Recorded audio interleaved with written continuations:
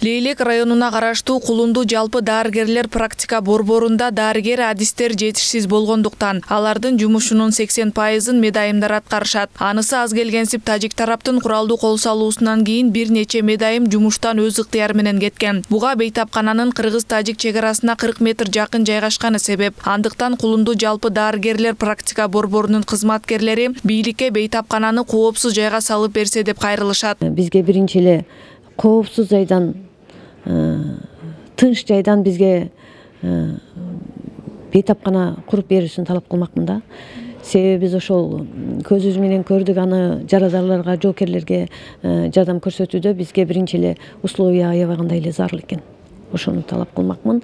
Анан калган майда барат медициналык жетишсиздиктерди мен ойлоймун өзүбүздүн күчүбүз менен эле, өзүбүздүн жергиликтүү кеңештин күчү менен дагы чечсек болот. Сабриниса Надырова Кулунду жалпы дарыгерлер практика борборунда 36 жылдан бери эмгектенип, анын 16 жылында башкы медайым кызматын аркалап келгенин кошумчалады. Аталган бейтапканада учурда 296 орто медициналык кызматкер иштейт. Ал эми Талас облусундагы медайымдар иш ассоциациясында 300 медайым эмгектенет. Медицина өнүгүп жаткандыктан аймактагы ооруканаларда акырындык менен шарттар түзүлүүдө. Облустагы медайымдардын потенциалын жогорулатуу үчүн учурда универсалдуу иш алып баруусуна аракеттер көрүлүп баштаптыр. Процедуралык медайымдын штат боюнча бир эле единица берилет.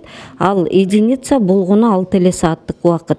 Негизи бир пациентке көңүл буруу үчүн ошол менен иштеш үчүн кеминде эле бир жарым сааттык убакыт бөлүнүш керек. Биздин көйгөй маселелер ушул штаттык расписаниелерибиздин алигече иштелип чыгып аткандыгына. Биздин Актала району чын эле Бишкектен алыскы 490 километр алыстыгы менен өзүбүздүн Нарын областынан 120 километр алыстык болот да. Анан кийин кышыбыз оор, анан узак, климатыбыз болсо кургак.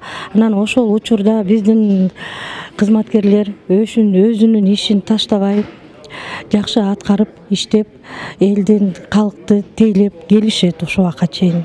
Кыргызстандын алыскы аймактарында дарыгерлердин жетишсиздигинен улам алардын милдетин медайымдар аткарып келгени жашыруун эмес. Мындан улам алардын толук кандуу билим алуусу маанилүү. Өзгөчө алыскы аймактардагы медайымдардын борборго келип окуп кетүүсү ар дайым эле ишке аша бербейт. Ошол эле учурда аймактарда шарттардын түзүлбөгөнү да негизги көйгөй. Ал эми форумдун жүрүшүндө Кыргызстандагы медайымдардын потенциалы Казакстан, Өзбекстанга салыштырмалуу төмөн экени ачыкталды дейт форумдун уюштуруучусу, медайымдар ассоциациясынын төрайымы Айзат Асанова.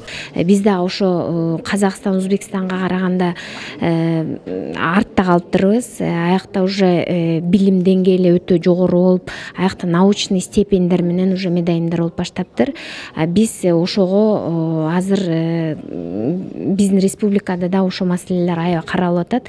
Жакын аралыкта ошол шартыбызды ошого шарт түзүп берсе, биздин өкмөт биз аябай ыраазы болот эле. Мындан сырткары форумдун жүрүшүндө медициналык билим берүүнүн сапатын жогорулатуу, заманбап адистерди даярдап чыгаруу маанилүү экени сөз болду. Адистер бул кадамды тышкы миграциянын сапатын жогорулатып, чет жактарда да жогорку квалификацияда кызмат көрсөтүүгө жол ачылат дешет. Учурда Кыргызстанда жалпы 57 000 мед кызматкер эмгектенет. Анын 33 000 орто билимдүү адис болсо, 25 000 медайымдар жана акушерлер түзөт.